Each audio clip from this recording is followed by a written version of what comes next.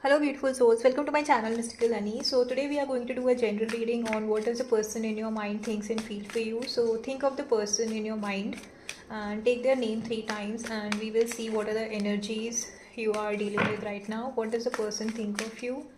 What does the person in your mind think and feel for you? Okay, so let's see.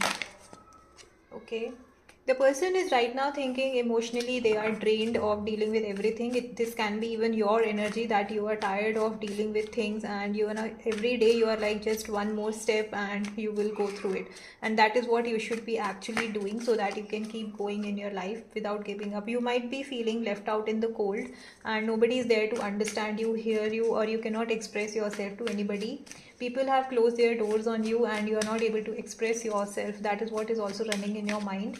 Now let's see the energy of the person. The person is basically focused on their material growth, focused on their work, and they are kind of trying to see things at a material perspective instead of focusing on the emotions. They are kind of focused on having the financial security. They are also meeting other people. There may be a third party situation for some of you, that this person is maybe they are also speaking to the other people in their work area, and they are kind of focused on maybe trying to divert their attention through speaking to other people. That is also what I feel. Now let's see what this person is up to. But even if they are trying to keep themselves busy at work, but your memory keeps on playing, they kind of relive the same moment you have lived, spent together, time you have spent together. They kind of at an emotional level they kind of go back to the same place and live the same time you have spent together, so that what is, it's like living in the past, living in the memory subconsciously, but their ego is stopping them from reaching out to you. They are like, I don't need to make any efforts. If the person wants, they will make the effort towards me. I don't have to do anything here. It's like they are giving attention to their ego. For you, what you have to do is you have to move towards the calmer area.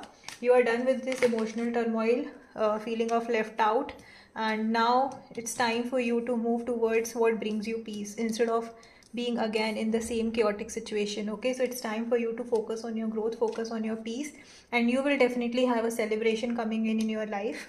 Okay, so you do not have to get stuck in this energy of this left out. So what you have to do is you have a celebration coming in for sure. You are very clear on what you want in your life, and you are not afraid of speaking what is not